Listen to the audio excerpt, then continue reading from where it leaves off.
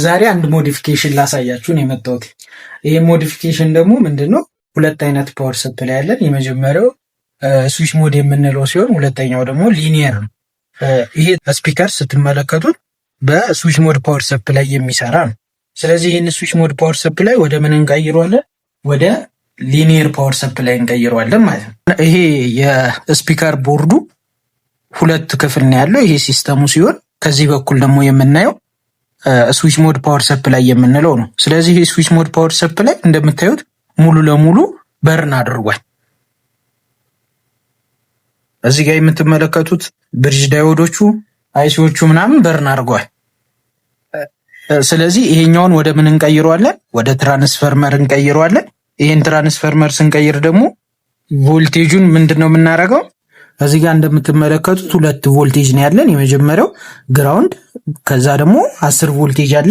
ይሄ ማለት ደግሞ የሚያገለግለን ግራውንዱና 10ሩ ለዲስፕሌይ ሲሆን እዚህ ጋር ደግሞ ፕላስ 12 ቮልት እና ማይነስ 12 ቮልት የሚል አለ።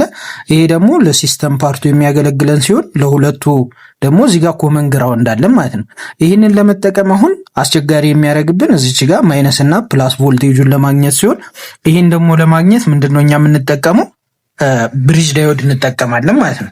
እዚህ ጋር ኦፒ የሚለው አውትፑት ማለት ነው 12 በ2 በ1.2 አምፒር ሲሆን ኢንፑታችን ያው እንደታወቀው ከ220 እስከ 250 ድረስ ይሆናል ማለት ነው።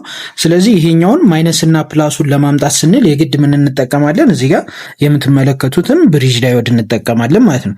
ይሄኛው የምትመለከቱት ይሄ ከለር ግራውንድ ሲሆን ይሄ ሁለቱ ደግሞ ፖዚቲቭ ቮልቴጅ 12 ቮልቴጅ ይዞልኝ የሚመጣ ነው። ስለዚህ ይሄኛውን ብሪጅ ዳዮድ ነው የምጠቀመው ፕላስ እና ማይነሱን ለማምጣት።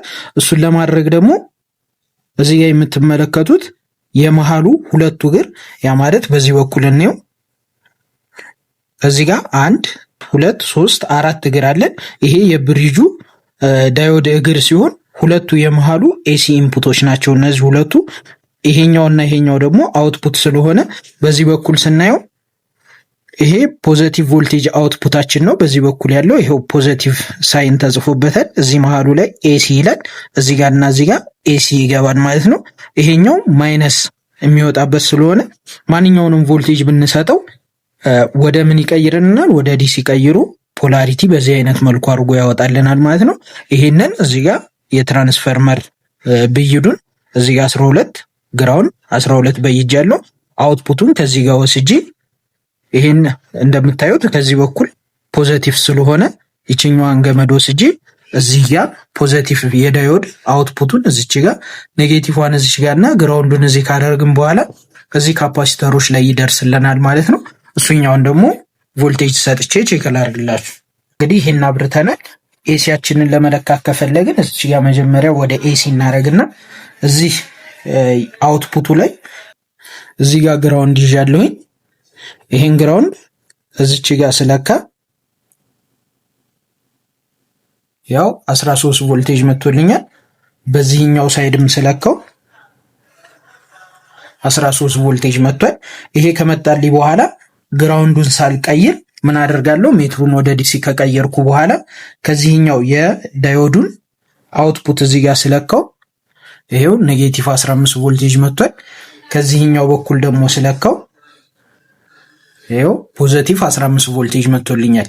ልዩነቱን እዚህ ጋር ስንለካ ኔጌቲቭ ሳይን አለው። ከዚህኛው ሳይድ ስንለካው ግን ኔጌቲቭ ሳይኑ ይጠፋል ማለት ነው። ስለዚህ ፖዚቲቭ እና ኔጌቲቭ ቮልቴጁን ስላገኘሁኝ ቀጥታ እዚህኛው ጋር አምጥቼ በይዳለሁኝ። ከዛ በኋላ ላይሲዎቹ መድረሱን በትክክል ለማረጋገጥ ከፈለግን 2030 የሚባለው አይሲ ከዚህኛው በኩል ፖዚቲቭ ቮልቴጅ አለው። ይሄው ፖዚቲቭ 15 ቮልቴጅ የመሃለኛው ነገር ስንለካው ኔጌቲቭ 15 ቮልቴጅ ስለመጣልኝ ይሄ ነገር በትክክል ተሳክቶልኛል ማለት ነው። ቀጣዩ ምንድነው? የዲስፕሌዩ 10 ቮልቴጅ መስጠት ነው። 10ሩን ደግሞ በፓራራል ከዚህ ጃምፕ አድርጌ ግራውንድ እና 10 ቮልቴጅ ሰጠውና ጂፓሱን እንሞክረዋለን።